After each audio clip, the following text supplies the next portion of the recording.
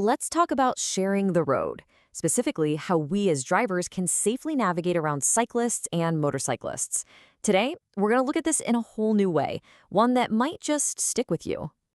So do me a favor, just for a minute, forget about asphalt and yellow lines. I want you to picture the road as a big, fast-moving river, and we're all just trying to get downstream together. Now, on this river, we're all in different kinds of vessels, right? If you're driving a car or a truck, you're basically the captain of a big, sturdy boat. But bicyclists and motorcyclists, they're more like kayaks. They're quick, they're agile, but wow, are they way more vulnerable to the currents and to the wakes left by the bigger boats. Okay, so if we're all on this river, there have to be some rules, right? Otherwise, it's just total chaos. This is what we'll call the law of the river. And the first rule is by far the most important one. Here's the absolute bottom line. Those kayaks have every right to be on the river. The law is super clear about this. Bicyclists and motorcyclists are considered vehicle operators. They have the exact same rights and responsibilities as you do in your car. That means they belong on the road, period.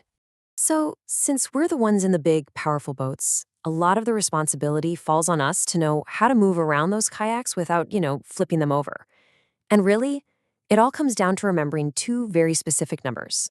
The first number, the one every captain has to know when you're passing a bicyclist, is 3. Just 3 feet. This is what's known as the 3-foot rule.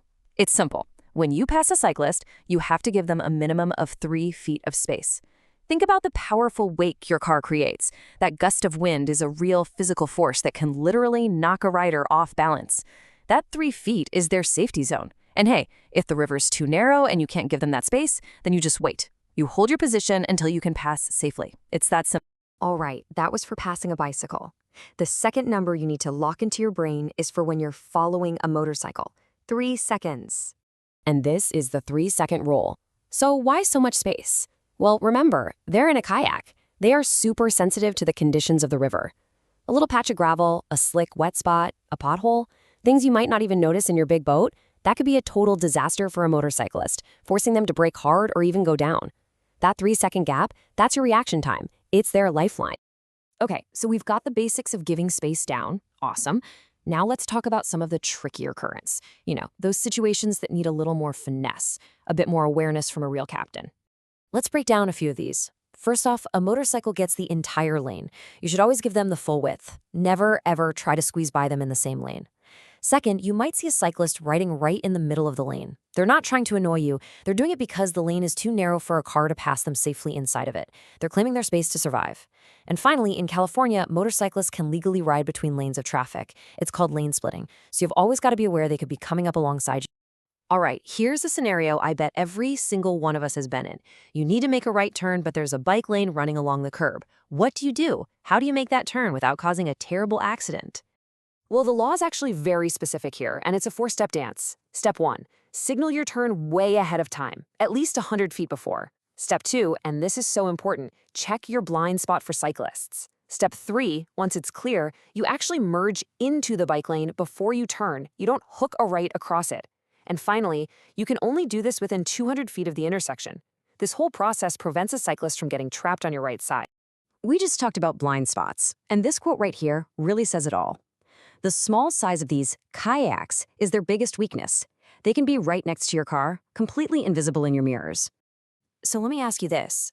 Going back to our river analogy, what's lurking in the shadow of your boat? Just because your mirrors look clear doesn't mean the water right next to you is empty. And this right here is the one and only way to be sure. It's the physical, over-the-shoulder head check. Your mirrors can and will lie to you, but turning your head to look with your own eyes, that's the truth. Before any lane change, before any turn, you have to do it. It's maybe the most important habit any captain can build. Phew! Okay, we've covered a lot of water. So let's bring it all home. Let's boil it all down to a simple checklist. Think of it as your own personal pledge to make our rivers safer for absolutely everyone on them. Here it is, the captain's pledge. It's really just 3 things. I will give bicyclists 3 feet when I pass. I will give motorcycles a 3-second following distance, and I will always do a physical head check before I move. If every driver did just these 3 things, we would prevent so many tragedies. So, in the end, it really all comes down to a choice, doesn't it? Now you know. You've got this new perspective. The question is, are you going to be just another driver? Another big boat carelessly making waves? Or are you going to be a true captain of the road? Someone who navigates with skill, with awareness, and with respect for every single vessel on the river? The choice is all yours.